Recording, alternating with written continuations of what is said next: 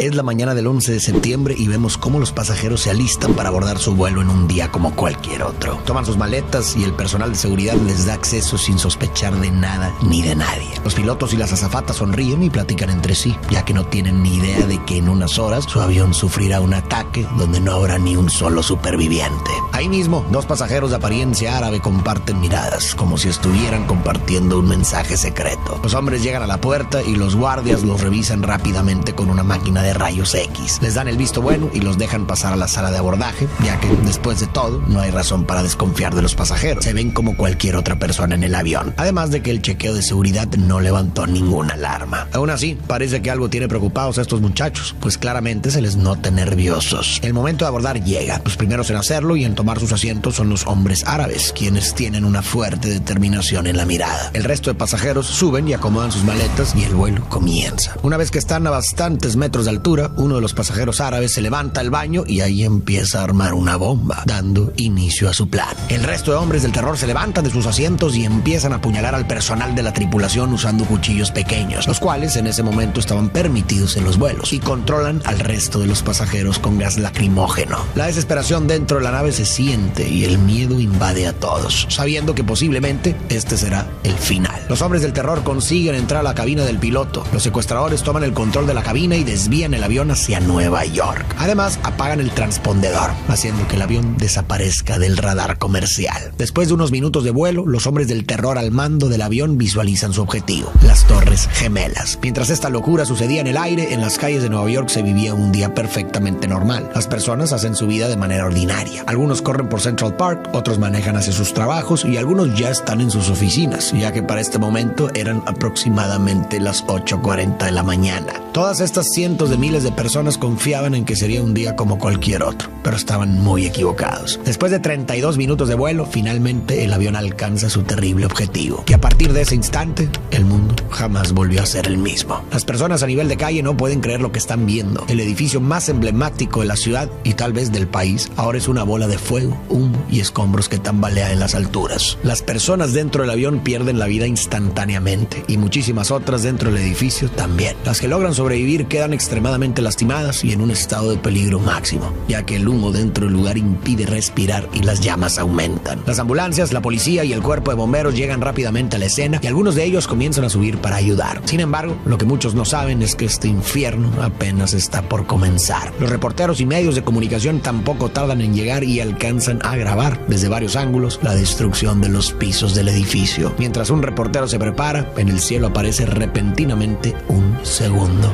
avión que impacta contra la otra torre, creando una explosión gigantesca. El cuerpo de bomberos actúa lo más rápido que puede con el objetivo de evacuar a los supervivientes de las torres, ya que estas pueden colapsar en cualquier momento. La gente que sale a las calles se encuentra extremadamente perturbada. Desde ahí miran con horror el paisaje que el cielo ofrece, un edificio envuelto en llamas con personas tratando de luchar por sus vidas. En medio de la desesperación, muchos de los que aún están dentro de los pisos afectados no encuentran más remedio que intentar colgarse de la parte exterior del edificio para evitar seguir respirando humo o ser dolorosamente consumidos por las llamas. Algunos logran aferrarse con todas sus fuerzas, pero otros no corren con la misma suerte y terminan cayendo ante las miradas horrorizadas de los espectadores. El presidente de los Estados Unidos en ese momento era George Bush. Para el momento del desastre se encontraba de visita en una escuela en Florida. Inicialmente le informaron sobre un impacto, pero le dijeron que era un accidente, así que estaba relativamente tranquilo. Pero un elemento de seguridad se acerca nuevamente para informarle que un segundo avión se ha estrellado y que Estados Unidos está bajo ataque. El presidente se esfuerza por mantener la calma mientras termina su compromiso y posteriormente se retira para dirigir un mensaje al país mediante una transmisión en donde revela que el país está bajo el ataque de hombres del terror. Después de esto es llevado a un búnker para ponerlo a salvo. Al mismo tiempo, en Nueva York, las ambulancias, paramédicos y policías hacen lo que pueden para evacuar y proteger a las personas. Incluso algunos civiles se quedan a ayudar, pero esto no podrá ser por mucho tiempo, ya que una hora después del impacto, una de las torres colapsa, aún con gente dentro del edificio. Nubes de polvo del tamaño de edificios de decenas de pisos se levantan, haciendo que la gente corra despavorida en busca de refugio. Algunos son tragados por el polvo y las astillas de cristal, mientras que otros logran resguardarse dentro de tiendas y locales cercanos, con sus rostros cubiertos de polvo. Ese día también se estrellaron dos aviones más, uno contra el Pentágono y otro que iba a hacerlo contra el Capitolio. Sin embargo, los pasajeros de este último, el vuelo 93, lucharon ferozmente contra los hombres del terror para recuperar el control del avión. Desgraciadamente, los pasajeros no pudieron pudieron rescatar el avión y fallecieron. Pero sí lograron evitar que la nave se estrellara contra otro edificio como los hombres del terror lo tenían planeado, salvando así cientos de vidas, aunque a costa de las suyas. Una vez que la situación en Nueva York se tranquiliza, comienza una investigación sobre quién estuvo a cargo de esta desgracia. La búsqueda lleva al gobierno a un nombre: Osama Bin Laden, líder de la organización Al Qaeda. Los ciudadanos americanos están de luto por las casi 3,000 personas que murieron ese día y tienen sed de justicia. Por esto, su presidente George Bush decide que se las dará cueste lo que cueste. Promesa que deja bien clara en un discurso donde le declara la guerra a los hombres del terror. Al final del discurso, Bush aclara: el enemigo de América no son nuestros muchos amigos musulmanes ni nuestros muchos amigos árabes. Nuestro enemigo es una red radical de hombres del terror y cada gobierno que los apoya. Nuestra guerra contra el terror comienza con Al Qaeda, pero no termina ahí. No terminará hasta que cada grupo de alcance global haya sido encontrado, detenido y derrotado. Lo que muy pocas personas saben es que en realidad el grupo causante de todo esto fue, en gran parte,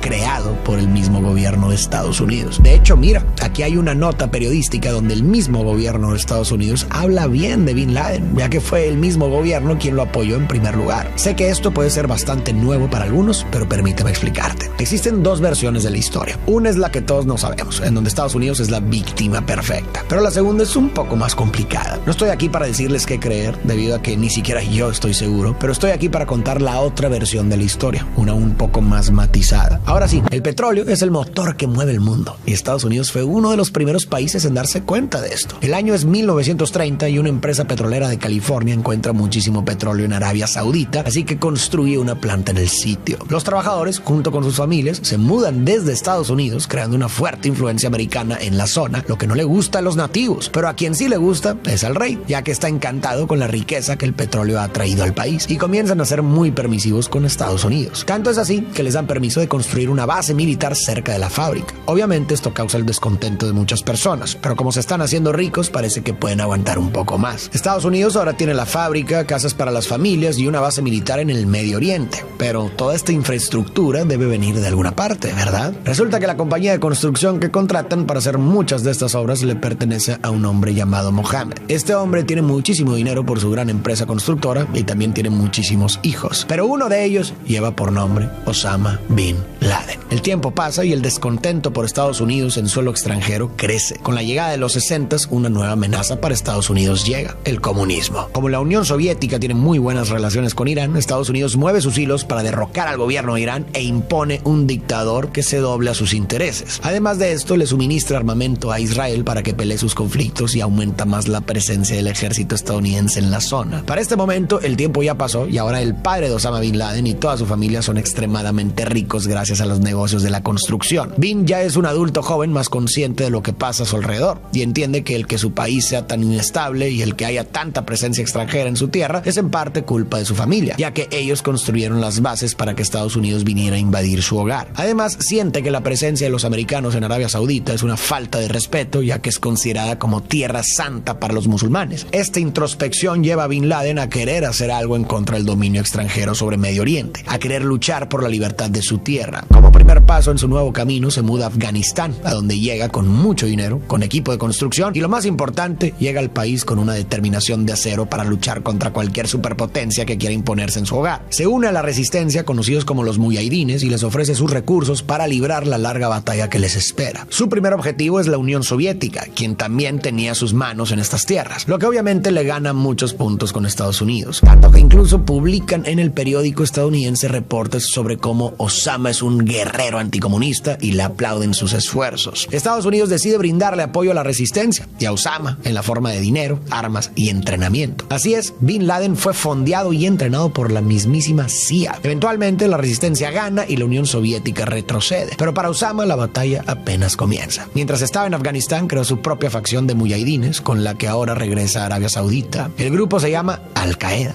y su objetivo es proteger el Islam y sus tradiciones a través de medios violentos contra las amenazas externas. Tiempo después se libra una batalla entre Arabia Saudita e Irak por un pequeño territorio en medio de ambos lugares llamado Kuwait. Irak y su dictador, Saddam Hussein, tienen un ejército gigante, el cuarto más grande del mundo en ese momento, por lo que Arabia Saudita le pide ayuda a Estados Unidos y estos se las mandan. Estoy hablando de tanques, barcos, aviones de guerra y explosivos, y en una cuestión de semanas, Hussein se retira de Kuwait. La amenaza ha sido detenida. Sin embargo, las bases estadounidenses que se construyeron para lidiar con Hussein permanecen, y esta presencia extranjera no le gusta nada a los locales, y mucho menos a Bin Laden, quien, recordemos, lucha por sacar a las potencias extranjeras de sus tierras y salvaguardar la religión musulmana. Bin parte a Somalia por un tiempo para planear sus ataques contra los invasores y desde ahí organiza una serie de contra las embajadas estadounidenses en los países del Medio Oriente. Y para finales de los 90 comienza a planear el ataque del 11 de septiembre. Una desgracia que, como ya vimos, ocasionó cientos de pérdidas y que está por ocasionar algo peor: las guerras de Irak y Afganistán. Después de los sucesos del 11 de septiembre, Estados Unidos decide enfocar todos sus esfuerzos militares, miles de tropas y millones de dólares a la búsqueda de un solo hombre y acabar con él. Quieren encontrar a Bin Laden y traerlo a la justicia, ya que de esta manera pondrán fin a la amenaza.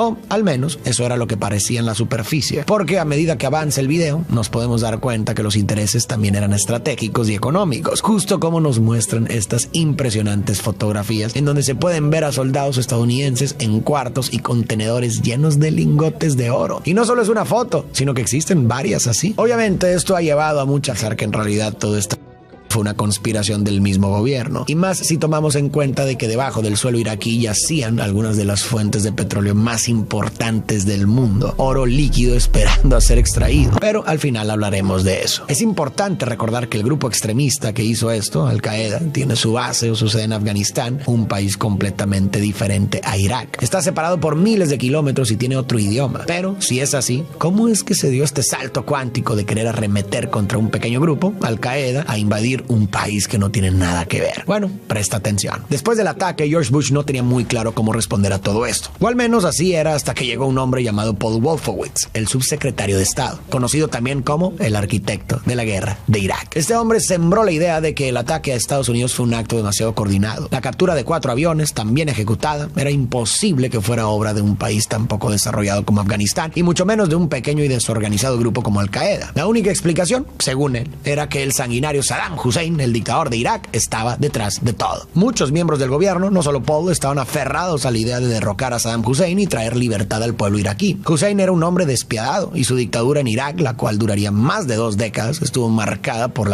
las ejecuciones y la represión de las libertades ciudadanas. No es difícil ver por qué tantas personas lo querían fuera del poder. Estos argumentos no eran motivos suficientes para el presidente ni para todas las personas involucradas en la toma de esta decisión. Así que Paul, el arquitecto, reveló algunos datos importantes. Algunas de las poblaciones más importantes de Irak y también de las que menos querían al dictador Saddam Hussein se encontraban sobre los mayores yacimientos de petróleo. Por lo tanto, sería relativamente fácil entrar a esas ciudades para liberarlas y quedarse con el control de los recursos, cortando la mayor fuente de ingresos de Saddam Hussein. La invasión será rápida y los locales verían a los estadounidenses como los liberadores de su democracia. Con esto mataban a más de un pájaro de un tiro. Primero, el petróleo y el control militar. Segundo, mostraban al mundo y a su país que habían salido victoriosos después de la tragedia al lograr una victoria clara, derrocar a un dictador y restaurar la libertad de un país. Ya tenemos los objetivos. Ahora solo falta la justificación para invadir un país que no había hecho nada. Recordemos que la supuesta ayuda por parte de Irak a Al Qaeda era meramente una especulación. La respuesta a esto fue simple: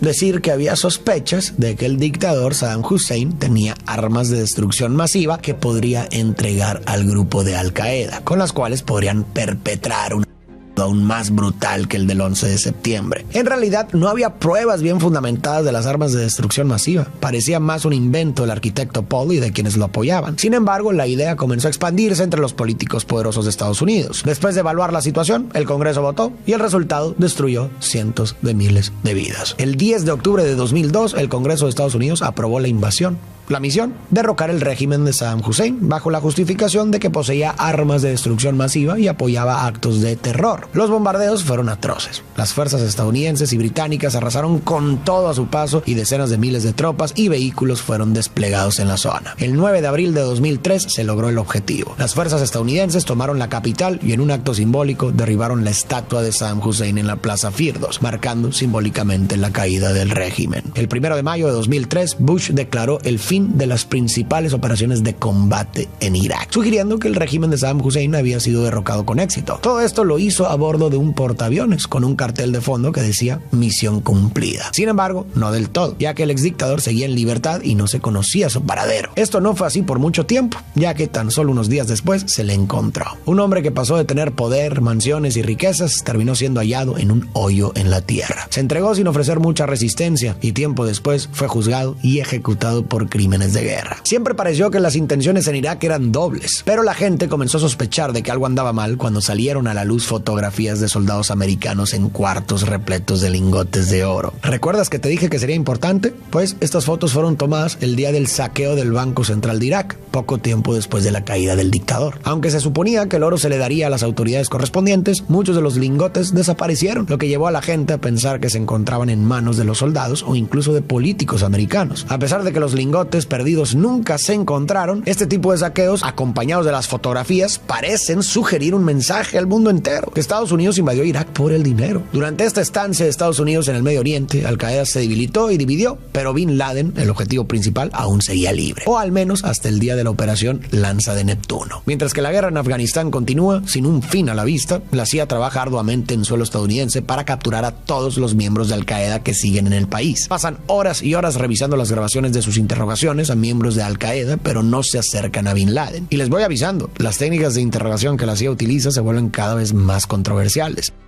a través de la privación del sueño y la inanición, así como otros métodos, aunque sin mucho éxito. Después de un tiempo, logran interceptar una llamada entre los hombres de Al-Qaeda. Gracias a esto, la CIA da con el paradero de un hombre llamado Kuwaiti, quien resulta ser el mensajero personal de Bin Laden. Lo localizan en agosto del 2010 en un pueblo de Pakistán y lo siguen hasta una inmensa mansión. El lugar toma por sorpresa a los investigadores, pues al ver el tamaño de la casa, se preguntan si quizás Bin Laden se encuentra dentro del mismo complejo habitacional. No es seguro que se encuentre en esa casa, pero cuando la CIA le da al Capitolio las noticias, se toma a Bin Laden por localizado y dan comienzo a la cacería del hombre que orquestó uno de los peores actos de terror en toda la historia. Observan la casa por unos meses y se dan cuenta que hay por lo menos 3 mujeres y 3 hombres en el lugar. Uno de ellos, están seguros, es Bin Laden. En febrero, el presidente Barack Obama aprueba la operación y comienzan los preparativos para atrapar al líder de Al-Qaeda. En la noche del 1 de mayo del 2011, 2 helicópteros militares con un equipo de soldados élite despegan rumbo a la mansión de Bin Laden. La CIA no les dijo lo que tenían planeado para esa noche por miedo a que hubiera fugas de información y perdieran el objetivo, pero aún así las fuerzas especiales van determinadas a cumplir sea cual sea la misión. Mientras se acercan a la mansión, los soldados se preparan con sus lentes de visión nocturna. Los helicópteros aterrizan en plena oscuridad. Es la medianoche y no se puede ver ni escuchar nada en la casa. Los soldados marchan adelante, pero cuando están a punto de atravesar una puerta, alguien del otro lado les dispara. Disparan de vuelta y cuando el fuego cesa, le piden a Kuwaiti que salga. Para sorpresa del equipo, la que sale es una de las mujeres, quien les dice: lo eliminaron. Entran al cuarto y se encuentran con un hombre tirado en el suelo. Es Kuwaiti, yace sin vida. Exploran el resto de las habitaciones y ven a un hombre correr entre las sombras. Cuando ven que tiene un arma, le disparan y también lo eliminan. Falta revisar el segundo piso, pero la puerta que los deja pasar está asegurada, así que la abren con explosivos. Mientras suben las escaleras, ven a una sombra correr hacia el piso de arriba. Le llaman y en cuanto asoma su cabeza, disparan. El hombre que cae sin vida es uno de los hijos de Bin Laden. Cuando entran a las habitaciones del segundo piso, se encuentran en un cuarto lleno de computadores y archivos por todas partes. Es el cuartel principal desde donde Bin Laden llevaba a cabo las operaciones de Al-Qaeda. El equipo sigue su camino y cuando llegan al cuarto del tercer piso, escuchan ruidos y disparan. Se oyen gritos de una mujer y al entrar al cuarto ven a un hombre tirado en el suelo. Bin Laden ha muerto. Y bueno, al final de toda esta contienda, el poderoso Estados Unidos logró encontrar y desarmar las armas de destrucción masiva, deshacer las redes de hombres del terror que tanto temían y darle libertad a Irak, ¿verdad? No.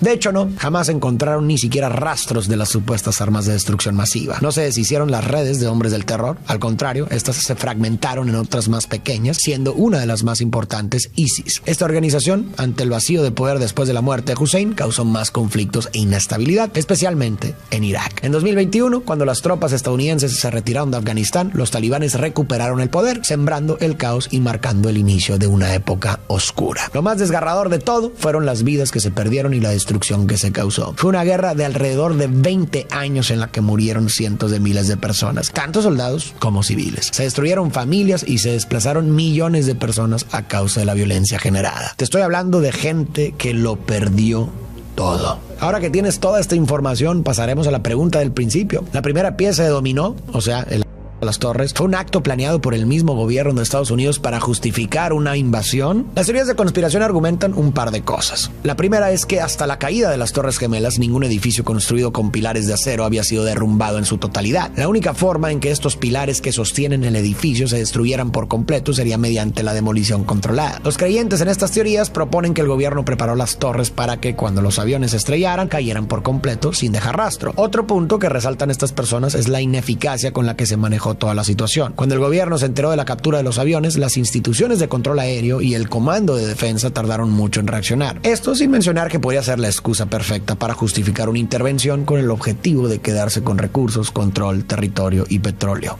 Mucho petróleo. Un ataque gigante y llamativo a una construcción emblemática en un lugar icónico. Y si se me fue algún posible motivo más que pueda alimentar esta teoría, déjalo en los comentarios para que todos podamos leerte. Aunque muchos también podrían opinar que la verdad está en un punto medio. Es decir, sufrieron un ataque de terror del cual no estaban prevenidos y ya después, cuando se encontraron en esta situación, mezclaron esta situación con otros intereses para justificar la invasión en otros países. También puede ser eso. La historia, como suele decirse, la escriben los ganadores. Pero esa escritura casi nunca es un relato imparcial. Más bien, es una construcción que resalta triunfos, justificaciones y narrativas convenientes, mientras oculta las contradicciones y los fracasos. En el caso de Estados Unidos, su papel en el 11 de septiembre y la guerra contra el terror, podemos ver un ejemplo perfecto de cómo los hechos pueden ser narrados de manera que sirvan a intereses específicos. Sin contexto, las cosas parecían muy claras a simple vista. Un país defendiendo la libertad y luchando contra el mal. Pero las cosas se vuelven mucho más complicadas cuando miramos los detalles. Los intereses económicos, las decisiones precipitadas, las intervenciones que dejaron regiones enteras en ruinas y las narrativas oficiales que no siempre cuadran con la realidad. Nos damos cuenta de que no hay santos ni villanos absolutos en estos escenarios. Hay agendas, errores humanos y muchas veces un sufrimiento desproporcionado para quienes quedan atrapados en medio de las decisiones de los poderosos. La frase completa sobre la historia en realidad es así. La historia la escriben los ganadores, pero no la conocemos completa hasta no reivindicar a los perdedores. Y con reivindicar a los perdedores no me refiero a justificar sus acciones o ignorar los males que hayan causado, sino entender sus historias y motivaciones para tener una visión más completa y crítica. La historia completa nunca será sencilla ni cómoda de aceptar, pero si aspiramos a comprender el mundo, en cualquiera de sus aspectos, debemos resistir la tentación de los relatos simplistas y buscar siempre lo que queda oculto detrás de ellos.